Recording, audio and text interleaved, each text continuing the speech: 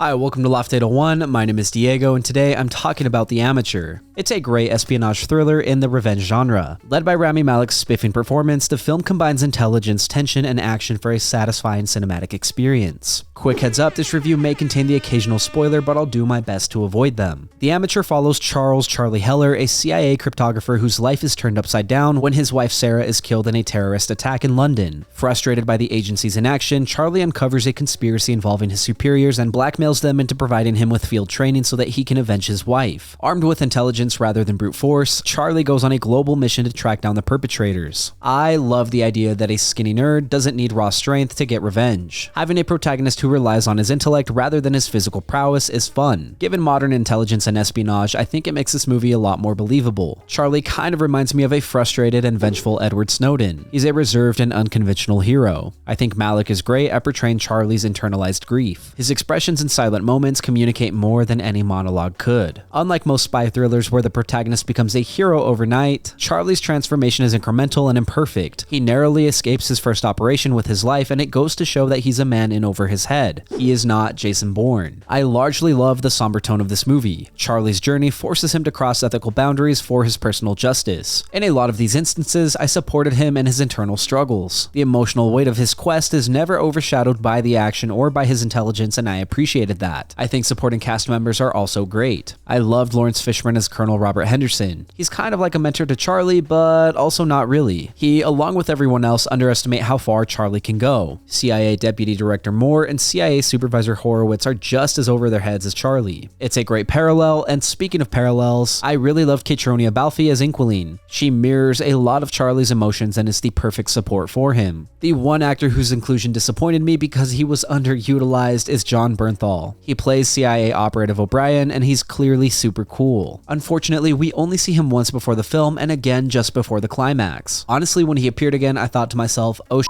Charlie's cooked. He's gonna get punished.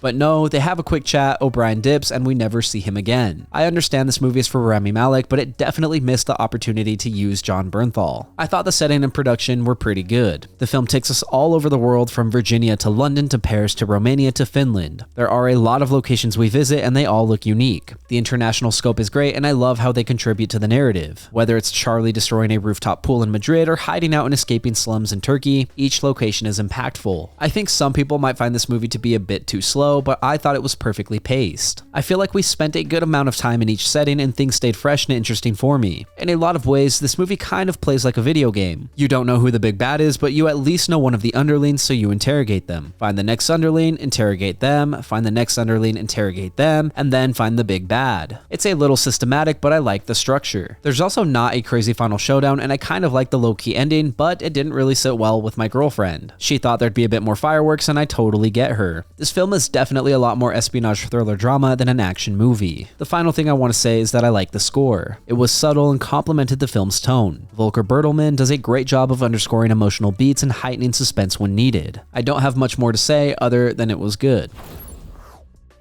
The Amateur worked so well for me because it knew exactly what kind of story it wanted to tell, one grounded in grief, driven by intellect, and rooted in realism. Rami Malek gives a fantastic performance as a man weaponizing his mind in a world that respects muscle, and director James Hawes smartly avoids turning Charlie into a Hollywood action figure. Every step of his journey feels earned, messy, and human. The international production design, good supporting cast, and Volker Bertelmann's score all support that mission. It's not a flashy movie, but a thoughtful one with enough suspense and heart to keep you invested from start to finish. Even with a few missed opportunities like the underused Jon Bernthal or a slightly muted final act, The Amateur is one of my favorite thrillers this year. I'm having a hard time deciding if I like it more than Black Bag. Either way, you should check it out and let me know what you think. Thank you for listening to my review of The Amateur. If you enjoyed the content, leave a like and hit subscribe. If you did not enjoy the content, thank you for sticking around. As always, I would love to read what you have to say, so leave a comment and let me know what you're thinking. Also, if you want me to review something, don't forget to let me know and I will do my best to get to it. Lastly, if you want to see some more from me, then you can check out my vlogs linked up above or my podcast Good Friends. Again, thank you for watching. My name is Diego and I will see you next time.